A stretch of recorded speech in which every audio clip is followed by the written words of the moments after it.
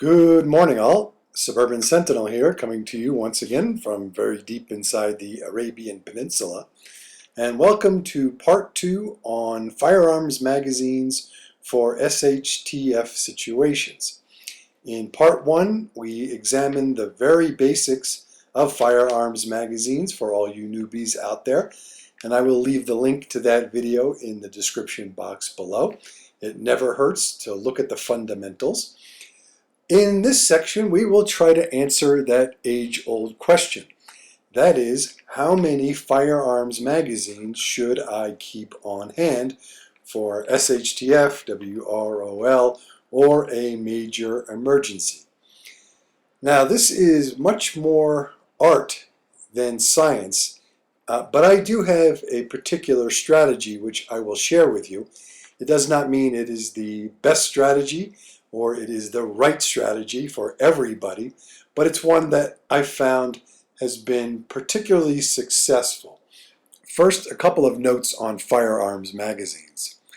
The magazine, or a faulty magazine, is one of the primary causes of weapons malfunctions or weapons stoppages. Now, despite this, most shooters do not pay a lot of attention to their magazines. They tend not to maintain them, they tend to abuse their magazines, and the like. I think this is attributable to magazines being very tough to inspect for condition. The springs wear out in magazines eventually, and it's very difficult to tell if your spring is either worn out or on the verge of wearing out by visual inspection. The same thing with the magazine bodies. Some of them are finicky, or the firearms are finicky, and if they're bent slightly out of shape, they will not function properly. Also, magazines are expendable. If you are in some type of conflict or situation in which you are required to change magazines, the last thing you want to worry about is the empty ones. At least the way I was trained, when you take your empty magazine and you drop it on the ground, and you worry only about your fresh one. If you are in that type of combat situation, when the threat is no longer there, hopefully you survive, the last thing you want to do is hang around searching for empty magazines. You want to get your ass back to safety as soon as possible. So how many magazines must we keep on hand to ensure an adequate supply of the component, knowing that a few or possibly more than a few of these magazines might be abandoned in a combat situation? Well, before we try to answer that question, let's set some parameters for an SHTF scenario. First, I'm going to assume no resupply. That is, whatever number of magazines you have on hand is what you will have for the foreseeable future. In other words, in WROL or SHTF, you won't be able to go down to your local gun shop or go on the internet and buy magazines or magazine parts for your weapons. The second parameter is that I am going to apply the standard logistical loss ratio. And if you haven't seen my other videos, what this means is that for supply purposes, I'm going to assume that 1/3 or 33.33% of a particular component will either be lost, damaged beyond repair, stolen, or destroyed, so that I will not have access to 1/3 of that supply. That is just an assumption we make in all supply situations. As part of analyzing how many magazines should be kept on hand, personally I break down magazines into 3 distinct categories, and those are training, duty, and spares.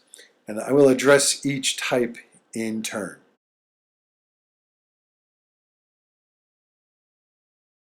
For each type of weapon we have in inventory, we keep a dedicated set of magazines that are for training.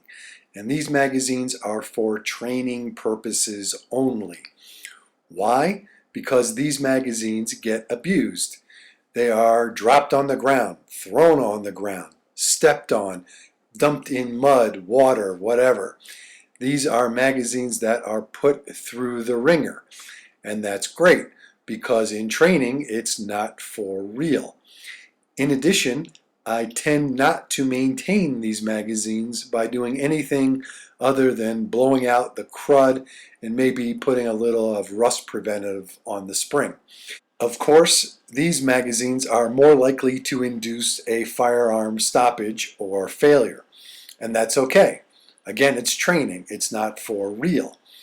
Also, it's good for training purposes to have an unexpected firearm stoppage so you get practice clearing the weapon. But I don't want to have unreliable or worn out magazines in my weapons when it is for real. So I make sure to keep the training only magazines separated. And the way I do it is I just put a big white T on the training magazines. Also, for supply purposes, training magazines are what I deem a DNI, or do not inventory item. I treat the training magazines as if they are already expended or gone. I don't want to rely on worn out or unreliable magazines for spares, so I do not include training magazines in my inventory numbers. So how many training magazines do we keep on hand? Well, for me, it's a pretty simple calculation. I just keep as many as I am going to carry in any given training situation, plus a couple of extras to be thrown in the range bag in case a magazine or two gets either lost or destroyed while training. But again, whatever that number turns out to be, if you're going to carry, let's say, 4 pistol magazines and 12 rifle magazines, plus 2 spares of each, that's great if that's what you will carry in any given training scenario, but I don't include those numbers of magazines in inventory. I consider them already expended.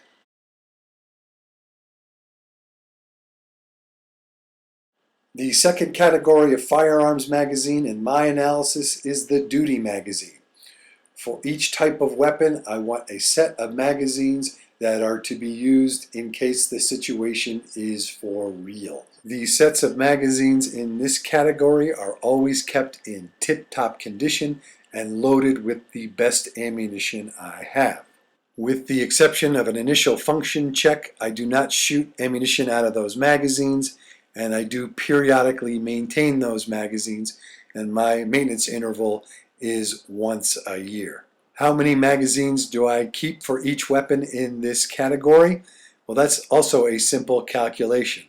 I'll take as many magazines as I anticipate carrying and multiply that by 2 so I have an initial resupply available. And again, these magazines are kept in tip-top condition and fully loaded with the best ammunition.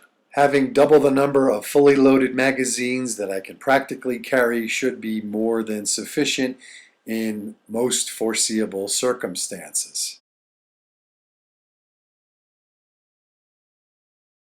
The final category is spares.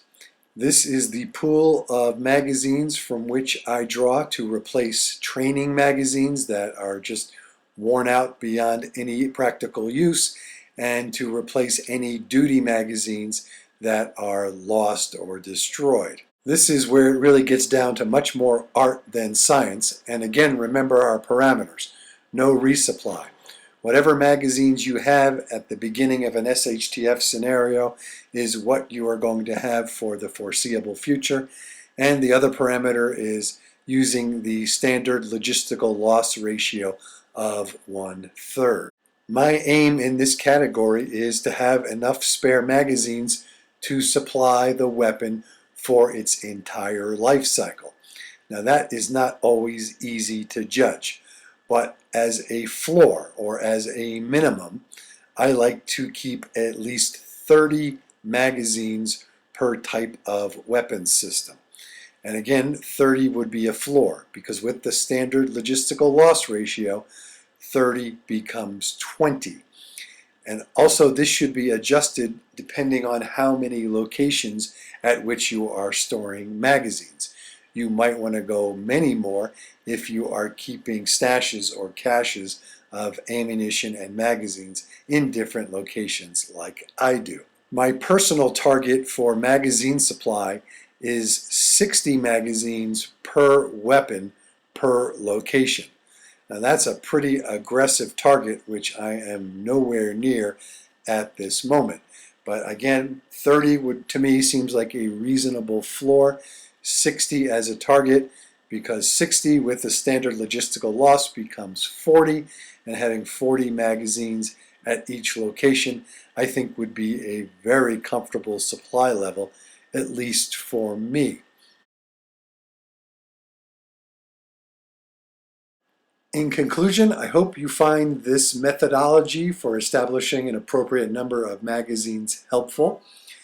And again, like buying anything else, magazines requires a delicate balance among different factors such as capability, readiness, cost, and opportunity cost. And opportunity cost being you don't want to have 1,000 magazines and 1,000,000 rounds of ammunition and no food or water. You want to balance all of your survival requirements for your and your family's best interests. Thanks for watching. This is the Suburban Sentinel. Please thumbs up, share, and subscribe if you like what you see. Questions, enlightening comments, and differing opinions are always welcome. Prep and be safe, everybody.